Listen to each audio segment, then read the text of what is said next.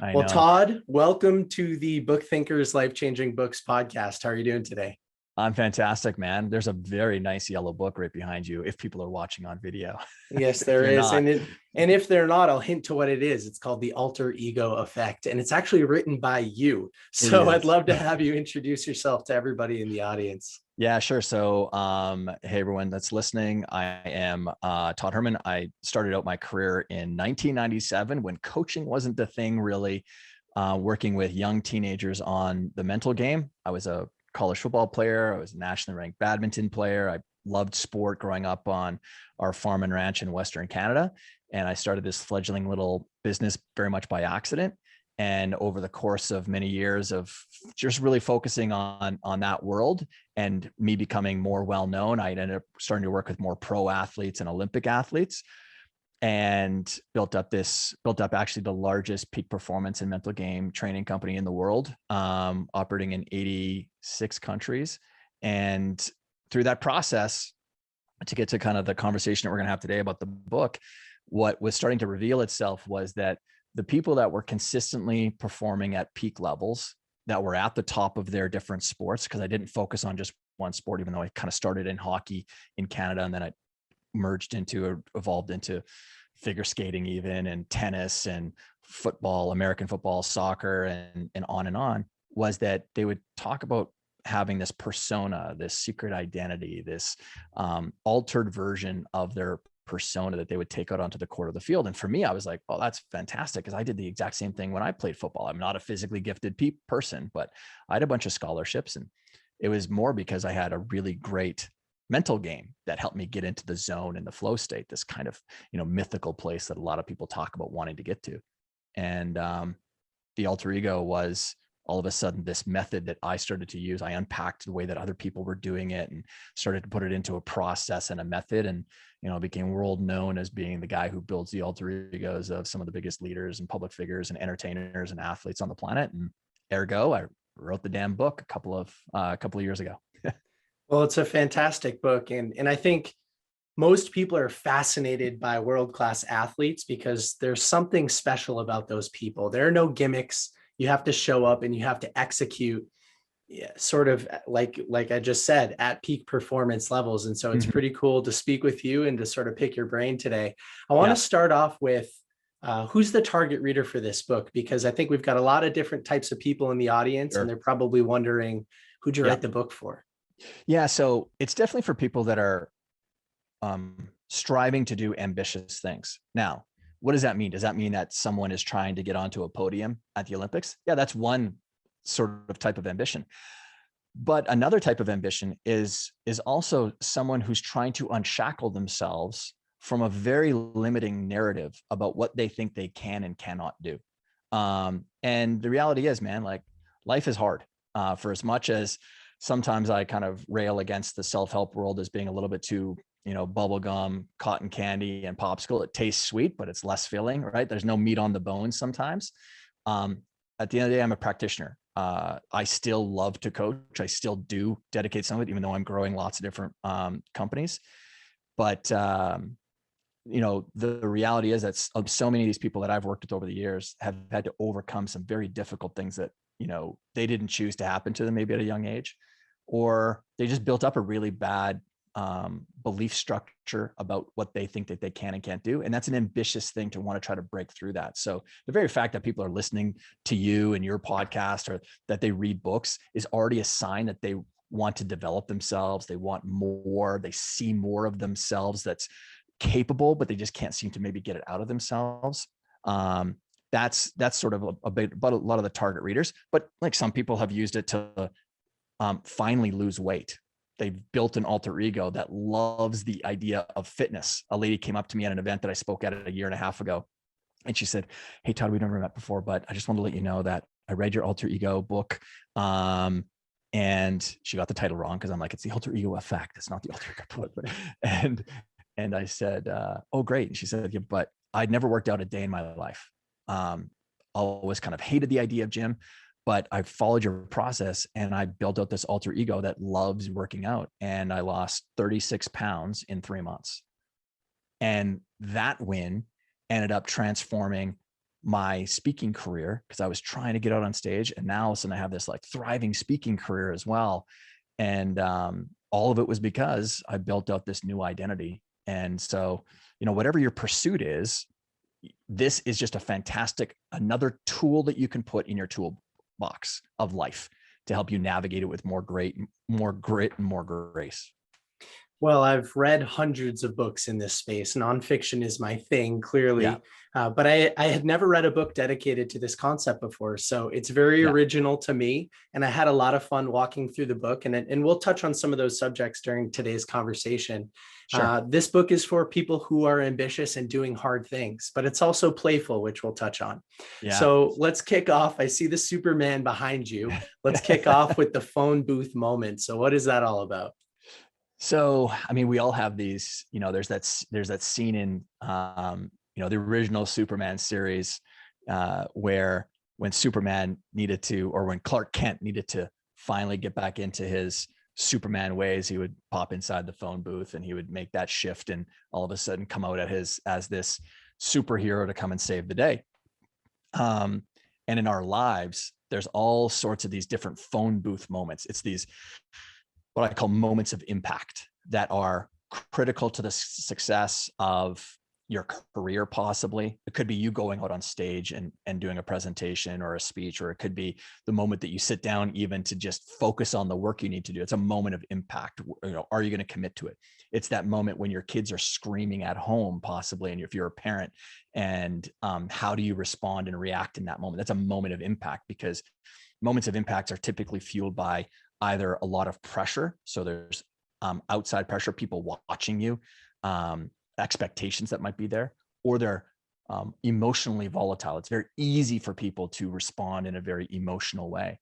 And, that's a big thing that I've just witnessed over the years. Is it's in those moments of impact, those phone booth moments, as how do you end up showing up in those moments? Because most people will end up under indexing, or they'll hide, or they won't speak up. They won't say the things that they wanted to say. They won't give their idea in the board meeting or in the, team meeting, because of whatever they say. I'm introverted, or I'm shy, or, they're just scared of conflict or something like that. And what that does is it starts to eat away at your own self-efficacy, your own confidence, because that isn't you. Like, that's you denying something about yourself in that moment. And it's what I call in chapter 3 of the book, I have this model that I kind of reveal where I talk about, it creates what's called the trapped self. And it's not there because it's a cute term. It's just literally the number one way that people will articulate the feeling that they have when they know that they've got more inside of themselves, but it's not getting out onto that, what I call a field of play. You're not taking the action. It makes you feel trapped. And then what happens is you're trying to put your finger on, like, what's trapping me? So you pick up all these books, and, the problem that I have with a lot of the personal development world, or the leadership world, or the world of spirituality as well, is that they make everyone believe that everything is a belief, that you need to, that's a belief that you have, or you have a lack of belief in yourself. And the problem with that is, fundamentally, we as human beings have been indoctrinated to think that when something's a belief, what does that mean? It's hard to change. So when you think that something's a belief, that you've got terrible beliefs about yourself, what you think you can and can't do, everything has to be hard now to go and do it. It's what I call, the tangled web of beliefs. You get trapped in it. And conversely, there's many other tools that you can use to help you overcome some of these things. And the alter ego effect, the reason it's the effect is because it says it in the sub headline, the power of secret identities to transform your life.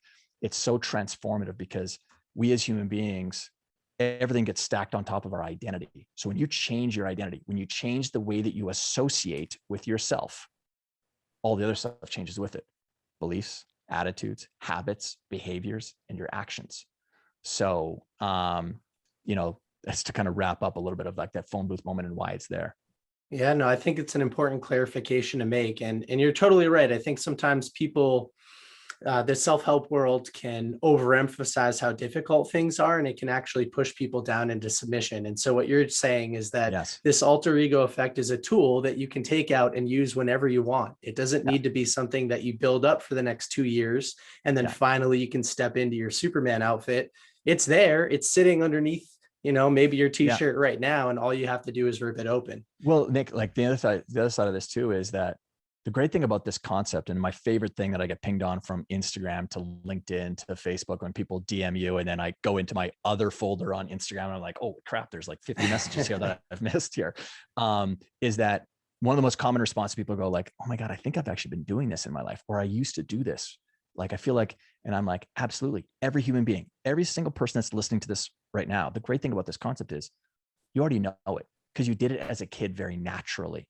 And scientifically, because I run a science-based company, the reason is because from the age of 6 months to around 7 years of age, our brain is operating in what's called the Theta Brainwave state. So there's 4 sort of identified brainwave states that we operate through.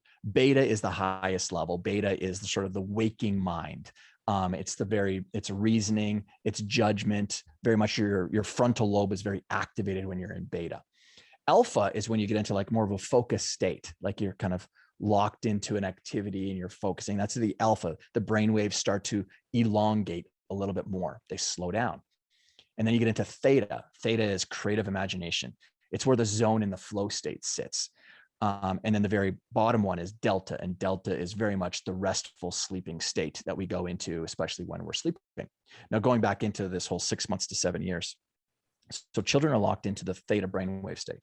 Now, biologically and evolutionary reason why is because we need to learn a whole bunch about how the world works in a very short, in that window of time in our lives, right? You know, a giraffe, when it's born, it has to be able to get up and run right away to get away from predators. Human beings aren't quite like that. But because we have this phenomenal power of our brain on this planet, it's structurally built for theta brainwave states so that you can absorb like a sponge all the stuff that's happening around you. I've got 3 little kids and you can see it happening, just their development, how fast they grow. So it's there so that you don't have a reasoning brain to stop you from thinking about this stuff. So you get embedded with these ideas, whether you choose them or not, right? Like that's why, going back to what we were saying before about, you know, a lot of us, we didn't choose the experiences that we had as young kids. And so a lot of those things end up stopping us, trapping us, because we have a bad association with it, a bad narrative. There's traumas that might be there for some people. But that creative imagination, what are kids doing at that age? They're playing with different ideas about themselves. I'm LeBron James, or I'm Superman, I'm Batman, I'm, you know, you wouldn't know this yet, but Paw Patrol is a huge cartoon that's out there and they love, you know, Chase and Marshall and all these little pups that are there, but they play with these ideas, nurse, teacher, things. They're just trying on these different identities to just step into something. It's very natural for them. And then our frontal lobe starts to kick in and develop at 8, 9, 10. And then we develop reasoning skills, and we take a look at the stuff that we used to do when we were 5 and 6 and go, oh, like that was so childish or whatever. And yet we're missing out on what you were doing was leveraging your creative imagination, which is, for me, when I'm working with, whether it's one-on-one or in our, you know, global training programs that we have with developing leaders and entrepreneurs and athletes and stuff, is no, like that's the actual thing that you need to refine and redevelop, because that creative imagination is the back door into peak performance. It is the way to get into zone and flow state. Because without that creative imagination, you're leveraging too much of the processing power of your frontal lobe. And so that's just some of the kind of like fundamental reasons why it works so well, and why it's so important to sort of refine this idea, which is what I get pinged on social media so often. Like, I've been doing this, and I'm like, yeah, you've already been doing it. You did it as a kid. Yeah, it's funny to think about that, because I got trapped for a while. When I was a lot younger, I used to be focused more on impact in other people. And It's then so for nice a when you say when I was a lot younger, when I'm like, oh, what was, because what are you right now? What are you? I'm 27. 27. I was going to say 28. Yeah. You remind me a bit of me at that age. So anyway, sorry to interrupt you. Well, well, I appreciate that, by the way. I feel really young all the time because I spend most of my time interviewing people that are older and reading books and mentors that are a lot older than I am. But when I was really young, I was focused a lot on impact. I think I was more free and expressive. And then from the ages of probably like middle school through the beginning of college, I got rid of all of that. I was dealing with a lot of ego and uncertainty, which created insecurity in my life. And then with Book Thinkers, as it started to grow, I started to realize, wow, I'm super fulfilled by impacting the lives of other people. But anybody who knew me back then probably would say, nah, that's not really you if you started to come out and talk about impact all the time. So I left it trapped for a Mm, long time until one time I had an author on who just said, dude, stop pretending. Impact is one of your core values. I see it in yeah. everything that you do. Why are you so scared? And it clicked for me like, I've I've got to release it. It's trapped inside.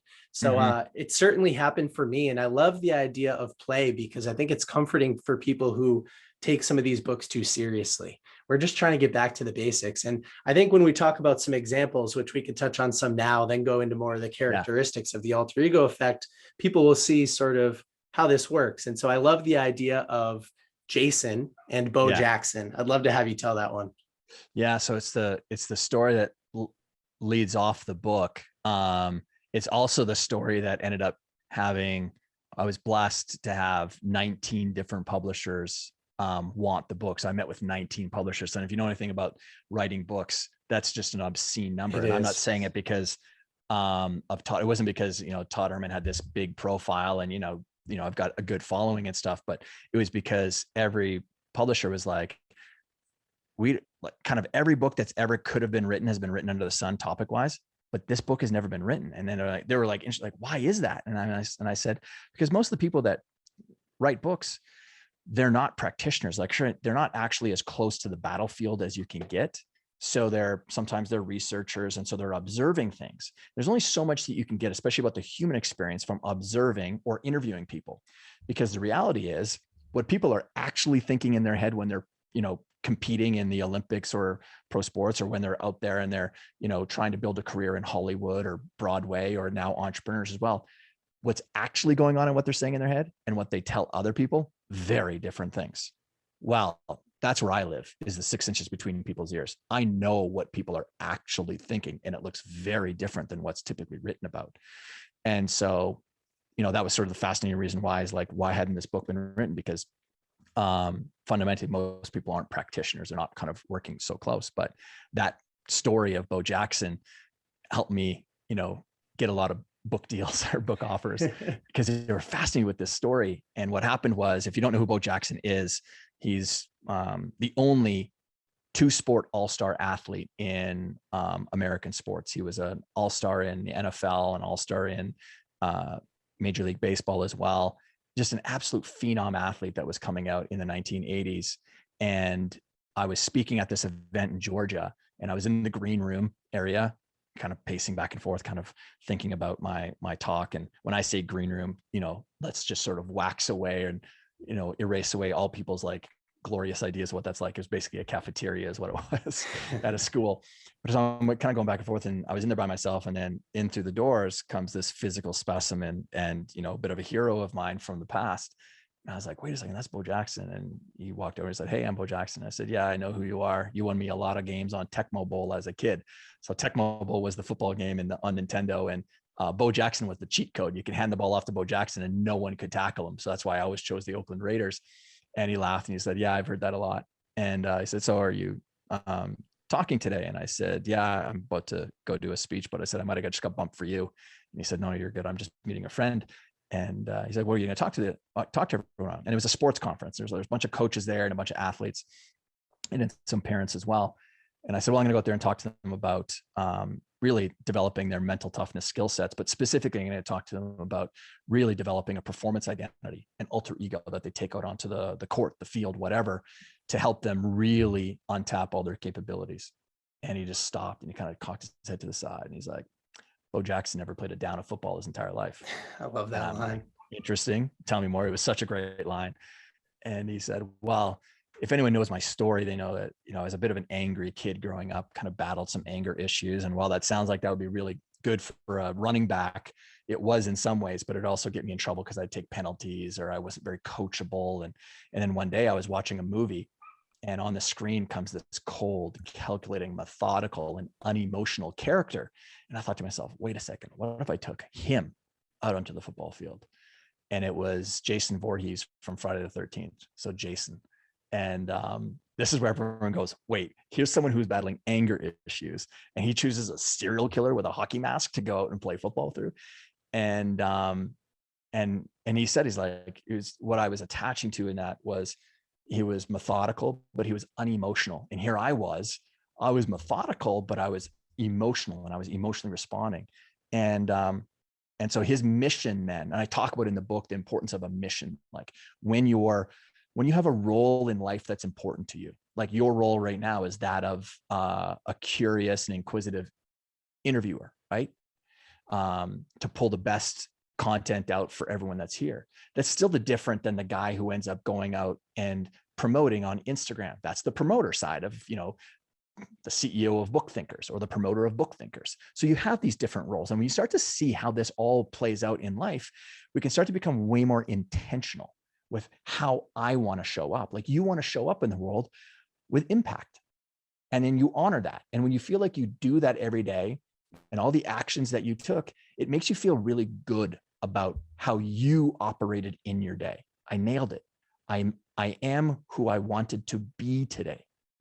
And if there's anything that I could leave an impact for myself, because I'm very much driven by impact as well, is that if I can leave people with more streaks, more back-to-back days where they felt like I left it all out on the field as me, as I want to, then that's important. So for Bo, it was, not being emotional. I wanted to be unemotional. And that was his mission, was to basically destroy everything in my path with no emotion. That became his mission. And, it's pretty hard to argue with his career. Now, was his alter ego the thing that, like, he already had skill. He already had this amazing physical body that he could work with, but who knows what would have happened if he didn't build out this super self for himself. And anyways, that was the experience. And he was just fascinated that he's like, I thought I was the only one. Like, I thought that was because no one knew. And I just did a documentary with NFL Films, the great documentary film company. And when they were interviewing other football players and they said, did you know that Bo Jackson had an alter ego? It's hilarious to watch some of their reactions because they're like, wait, no. And then they said, yeah, it was Jason Voorhees. And he was like, whoa, Nate Burleson, one of the former great careers in NFL. He's like, whoa, Voorhees, that's intense. But it was personal to him, but it allowed him to really show up and perform like he wanted to. Yeah, it's a really mind-blowing example. And I'm happy that you also explain how unique it was when you were pitching the book, because that's also something I'm always really interested in as I begin the first stages of writing my first book. Yeah. And Bo Jackson, I mean, such a legend, and it's cool to understand the psychology of why he chose Jason and how it worked. And then when you were younger and playing football, you used to tuck trading cards in your pads, and you visualize this tribe of warriors coming out with you. So that's another really cool example. Yeah. So where I grew up in Western Canada on a farm and ranch in Southern Alberta, it was, there's the classic great American story of the Battle of Little Bighorn, right? Where Custer fights Sitting Bull. And when Sitting Bull fled America, he came into Canada, and he actually they were on our family's farm and ranch for a bit. And so I used to go around on my horse Cracker Jack as a kid, and I'd go around and find like old fire rings and stuff. And I'd dig around and try to find artifacts and arrowheads and stuff. So I'm like always been extremely enamored with the Native American cultures. And still to this day, I've got work that I do in that world. And so when I was playing high school football, an intense game, and I was never big. Like I was 6 feet, but I was 159 pounds. Like I was same size as I was in high school. Yeah, I had no meat on my bones. Even though I tried to put meat on my bones, my metabolism would just ate it all up and, chewed it out kind of thing. So I had this ritual that I would go into right before, as I was getting changed, where I had these 5 trading cards sitting next to me on my bench. 3 were of Walter Payton, my football hero, and 2 of Ronnie Lott, one of the great defensive players of all time. And then I would go into my mind and close my eyes, and I go into this. It was a mental movie theater. It's one of the strategies that I train people on, is developing this mental movie theater. And I would walk into it, and there's 2 doors at the other end of this room. And in through one room would walk Walter Payton and Ronnie Lott towards me. And through the other door would walk 5 Native American warriors led by Geronimo. And as they would approach me, I'd noticed that Geronimo had these 5 trading cards in his hat, these 5 cards.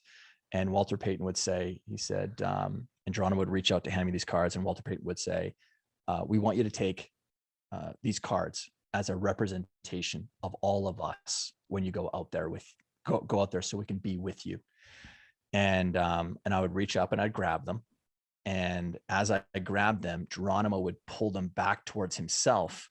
And Walter Payton would lean into me and say, but don't you for one second dishonor our memory and our methods by not imbuing your play with the way that we would. Don't dishonor us. And that was like that sort of moment of impact for me, where I'd be like, okay, like I am committing to you. And so then I'd take the cards and I'd open my eyes, and then I would take these 3 of Walter Payton. I'd put one in my helmet because I wanted to think like him out there. Super smart. His vision was amazing. And I put his other 2 in my thigh pads, each of my thigh pads, because I wanted to run like him. And then I'd put Ronnie Lott's in one of my shoulder pads and one in the other shoulder pad because I wanted to hit like him. And then once I put on my helmet and I put the chin strap on and I snapped it, that's when the 5 Native American warriors would come inside my heart, because I wanted to take the heart of the warrior mentality out there, a warrior spirit, with me out there. And so you thought that you were playing against number 17, this like skinny little kid where the football equipment looked like he was swimming inside of it, but you weren't. You were playing against 7 others. And it allowed me, I mean, there was one game where I broke 2 helmets in half, like the shell of the helmet cracked down the middle. It makes no sense. I mean, I've seen so many experiences in sport now after coaching hundreds and thousands of athletes where it makes no sense how physically this person could go and do this. It makes no sense whatsoever. But there's a mystery to how, like, once you're committed to something and you've got all of your alignment between the physical, emotional, and mental side of you in alignment, like that's where just peak state can sit. And that's where it's my favorite thing is to be a part of this world and being able to like help people find these gears that they didn't even know that they had yet. Like it's so fun to twist the dials, so to speak, and all of a sudden the safe opens and all this potential comes out. But that was me, that was mine. And so the name I had was, for my alter ego, was Geronimo. It sort of encompassed everybody. Such a cool representation of what you talk about in the book. When I was in high school, I also played football, and I was 6 feet, 160 pounds, because I also wrestled. You had that extra pound on me. I did. I had 1 extra pound because I wrestled at 160. So I knew that when football season ended, I needed to walk into wrestling without having to cut weight. Yeah. But I also couldn't add any weight on my body either. I had protein shakes and everything back in the day, but my metabolism burned it off too. I grew up in the same neighborhood as Mike Vrabel, who's now the head coach of the Tennessee Titans, but was formerly a Patriot. And so he grew up in the same neighborhood. Well, I grew up in the neighborhood that he lived when he was playing on the Pats, and that gave me a lot of confidence. It took me from where I was, and it added a little bit more confidence because I used to visualize myself as Mike when I was in practice playing defense. And Randy Moss had just done a year in New England at the time, as I was going into high school, and I was a wide receiver. So I used to just always think of myself as Randy Moss. And again, it's a representation of what you're talking about.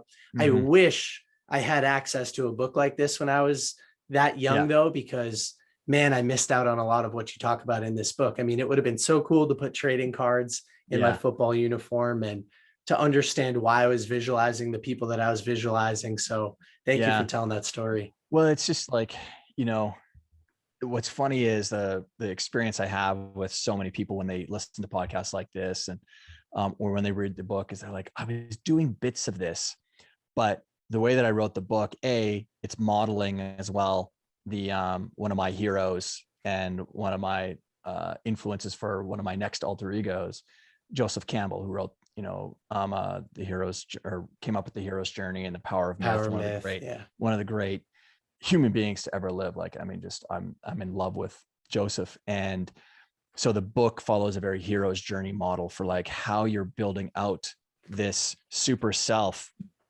right? Yeah, I've got a lot of Joseph Campbell back here. No, he's just so good, because that's what you're doing. Like, I'd referenced chapter 3 before, where I kind of get into the model of like why this is how we develop our identities in the first place, and kind of how they're structured to begin with. And, most people's experiences of life is they kind of walk around with this trapped self. It's just, they have a lot more horsepower, but it's not getting out there. And it's frustrating because they're reading books and they're consuming things or they're being inspired, but they just can't find what that is. And that's because they're trying to fundamentally fix something that was broken from the beginning, which is this current self, which you didn't choose. I mean, when you really think about it, because people will try to argue with me on this, and I'm like, listen, like you didn't choose a lot of how you think right now. And you think that because it is your experience that this is actually you, but what I'm telling you is it's not you. There's so much more of you that's available. And our job in life is to not accept this current version of ourselves and start to create the person that we want. Mm-hmm. Now, all these things sound like great platitudes. You've heard them before. They're on freaking Instagram quotes. But me as a practitioner, I want to give you tools to actually do this.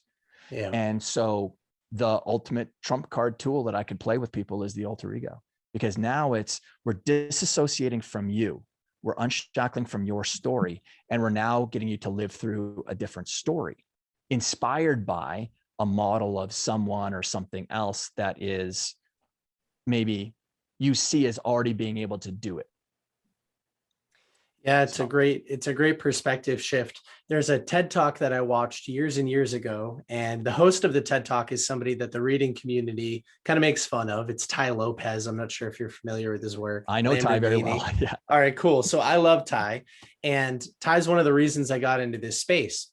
And in that TED Talk, he says, basically, if you read a book like Steve Jobs by Walter Isaacson and you study Jobs, you can filter your decision making at a specific inflection point through his thought process, and you can act as if you were Steve Jobs. Or maybe you walk into the gym and after finishing Total Recall, Arnold Schwarzenegger's autobiography, you can approach your workout like Arnold would.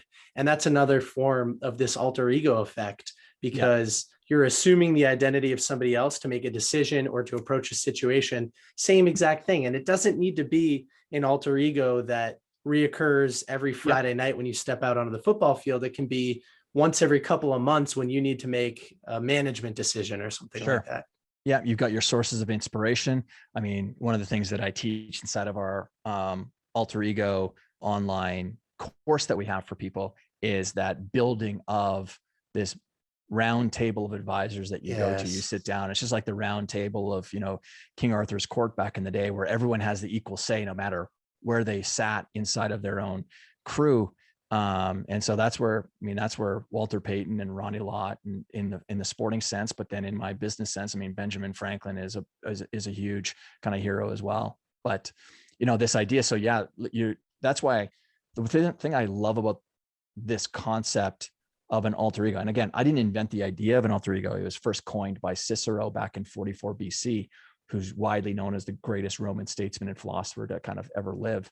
That dual statesman and philosopher. I have a kind of an issue with some stoicism and philosopher stuff, because it sounds really beautiful when you're standing on top of the mount, waxing philosophical about life. But does it actually execute itself on the field of play? Some of these ideas that are out there that people try to adhere to, they break under the weight of just the pressure of the moment. And that's where I live. Is I love living where the mouth of the volcano is. Like, I love being close to the pressure. I love having the pressure on me when, I've got clients going into the Euro Cup right now, right over in Europe. And I love being there because I love having the white hot light of performance on me, and not just a book that people have to, and like, no, hire me. And, cause I love living there. But what I love about this idea is that there's no real rules around it. And when Cicero first coined it back in 44 BC, he said, it's the other eye or trusted friend within. However you want to use it, whether you want to use it, just like you said, as a source of inspiration to kind of filter your thoughts through, like, hey, what would Steve Jobs do? Or how would he go with this? Or Bill Gates or Oprah Winfrey or, Layla Ali or Muhammad Ali, like insert whoever it is, how would they respond? That's one way to get to it. And then there's the other end of the spectrum, which is the way that I've used it in the past and other successful people. We talked about Halsey before we got on, the current superstar in pop. And Halsey, she has this quote where she says, Me wanting to do this was so far-fetched. And the fact that I changed my name in the process, I think I had the foresight to know that being me wasn't enough. I had to become somebody completely different. At the time, I felt that Ashley didn't deserve to be famous and successful because she wasn't that special. But if I made Halsey, maybe she could be. So I don't know all of Ash, because her real name is Ashley. I don't know all of Ashley's history, but what I know is there's probably some trauma that sits there, which caused her to believe that Ashley isn't all that special, but Halsey is, because she built a brand new story and a brand new narrative. And it's hard to argue with that success then. And if it helped her then go out there and lead the life that she wanted, which is to be an artist and perform and be creative, beautiful. Like, what a great gift to other people then. You know, some people try to poo-poo the idea and say, you know, like say Beyonce and Sasha Fierce. When Beyonce revealed Sasha Fierce back in 2008 to everybody, and then she famously retired Sasha Fierce, people were trying to throw rocks and say, oh, well, look at how fake she was being then. And it's like, you don't get it. Like, you're not getting the purpose here. This was someone who had a difficult time seeing Beyonce do it. But Sasha Fierce could go and dance provocatively, sing provocatively, you know, on that stage with the white hot light of performance, when she had a very, very traditional gospel singing, church going background.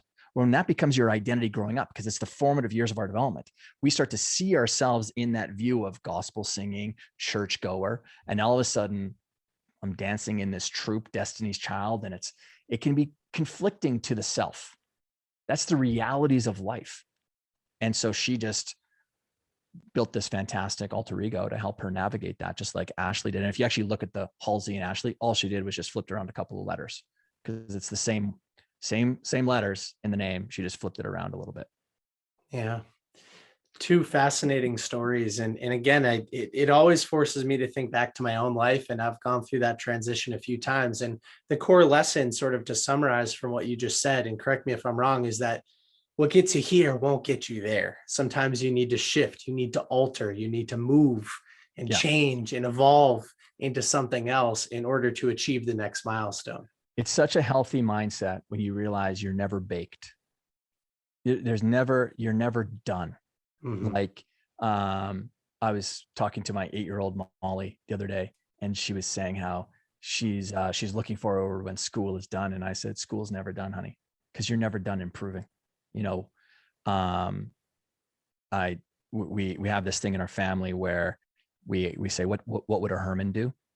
And when you understand what I talk about in chapter 3, how we as human beings, one of the kind of layers that really affects how we view the world, how we see and how we behave in the world, is what I call the core drivers layer. And it's, we as human beings will attach ourselves with labels of, you know, I'm an American, or I'm a Canadian, or I'm a Jew, or I'm a Muslim. I'm a police officer, I'm a teacher. And what happens is, depending on your story about what it means to be a police officer, or what it means to be a Catholic, or what it means to be any one of these things, we'll adopt the traits of them unconsciously. Okay. That's a natural human experience. We all do that. But now that we know that it's there, we can start plucking the strings in a way that we can play our own music. So one of the things that we do in our family is we talk about what it means to be a Herman. So we already know. So I know that this layer is there anyway. Well, I want to use it in a way that's empowering to my kids, not disempowering. So we talk about what it means to be a Herman. Hermans are kind. Hermans help other people.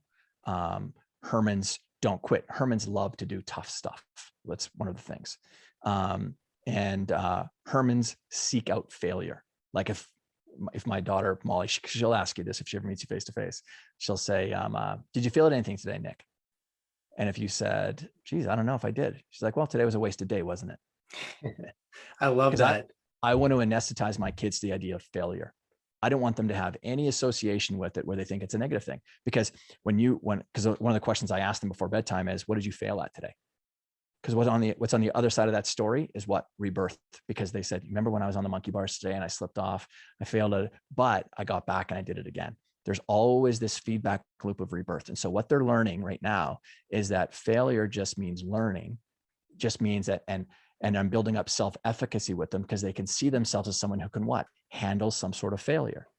So it's not a negative thing. It's a very positive thing. And so my point about that is we live through labels, and I talk about it in the book. I just want to find a more empowering one. And just like Bo Jackson used an empowering label of kind of showing up as Jason Voorhees, or, Ashley built out Halsey, or Beyonce built out Sasha Fierce, or, the inspiration for the glasses that are on the book. It's not because I wear glasses, and it's kind of what I use to develop my alter ego in business. And it's not because of Clark Kent and Superman, because I tell that story in the book either. It's actually paying homage to someone who wore glasses to step into what he called his distinguished self, his secret identity, to write speeches and books to empower a group of people to nonviolent action, because he didn't want his own ego to get in the way of this important movement that he was a part of. So he put on these glasses to write his speeches, but he never wore the glasses in public. It was only when he went into his private office. Very rarely did anyone know that he actually had these things, but they were non-prescription glasses, just like mine were non-prescription glasses. Who was it? And who told me that story originally? And it was Coretta Scott King, Martin Luther King's wife, told me the story, but MLK wore glasses to write his speeches because, again, he was leading an important movement and he didn't want to get in the way of it. And now at the Atlanta Hartsfield Airport, and when I do my keynote speeches on it, I show the pictures of it, of me standing next to it and everything. There's a shrine area to with his glasses sitting inside of it, saying that he didn't need to wear glasses. He wore fake glasses to step into what he called his distinguished self. So there's like, once you hear about this concept, and that's what I love about this, is reintroducing this to people, because like I said, you already know about this. It's embedded in you. It's a part of the human experience. We play with identities all the time. Now I just want to give people the method to that maps perfectly to psychologically how we're built anyway, and just topple the dominoes in a powerful method to help you overcome difficult things. And like you had said at the very beginning, be far more playful at life, because life can be serious. Life can be hard. But if we can bring more of an attitude of playfulness to things, it can relax us more. And when we relax more, just like I try to do with my athletes when they're competing, if they're overly tense, there's friction. But when you're relaxed, you just step into it more. It's easy for this capability that you have to come out of you. Amazing. Todd, thank you for today's conversation. I think this was the perfect blend of content from the book, but not giving away too much, right? It was a preview for what some of the outcomes. I need everyone to damn well go and buy the damn book. Exactly, because this was a preview for what you're going to get, right? Because the book, as you walk through the book, step by step, you're exploring different areas of the alter ego effect, your superpowers, the field of play, your core self, etc. And you're building, and you give examples, and you give different words that you might be able to use, and you approach things from different angles. So I would encourage anybody that's listening, if this is an exciting conversation or not, go get the book, because it will improve your performance. And I think you did a great job at highlighting that today. Well, and the other thing too is all these other books that you might have read. It's one of my favorite compliments I've gotten, and it's happened a few times. But when I did the interview with Entertainment Tonight, the interviewer, the lady who interviewed me, said, I've read a lot of books on like personal leadership or self-help or developing myself or behavior. She's like, this book became like a container that now can hold all these other ideas inside it. Because habits, when you think about your habits now through the use of your identity, that's where James Clear in his book, Atomic Habits, who's a good friend, had come up with that concept of, building habits through identity. It's the thing I've been talking about for a long time, because identity is the ultimate trump card. When you know how to like really reinforce it that way. So the great thing about the concept is it becomes this great container that holds so many other ideas inside of it, and becomes a very usable form. So you can get results far more quickly than if you just tried to do it on your own. Because again, you're battling against sometimes your own identity and your own self and your own concepts of what you think you can and can't do. But when you can step inside of an identity that is free from all those things, your ability to get results just changes so much more faster. Yeah, I would second that comment, because if you read this book, The Hero with a Thousand Faces, Joseph Campbell, you have two options. You can move on, or you can turn it into a tool and wear it on your belt, and you can use it when you need it. And so your book does help reframe that. Where should people go? What should people do if they want to learn a little bit more about you and what you do? Yeah, so my home base on the internet is toddherman.me. and, you know, links to like all the stuff that we do is there. Alteregoeffect.com if they want to see more stuff about the book. And there's a companion guide that we have that goes along with it for more exercises, more things that they can do to kind of make it easier on themselves, and videos and examples that are there. And then of course on like, you know, all the social media stuff, if you get the book, like I'm super active. Like I love getting feedback or questions that people have. And I try to respond as fast as I possibly can, but, you know, ping me. I think I'm a friendly guy, so you can interact with me, and I can love it. So attest to that Instagram, too. Todd Herman, Todd_Herman. And same thing on LinkedIn and elsewhere. So amazing. Well, thank you for coming on the show today. I really appreciate it. Thanks, Hutch.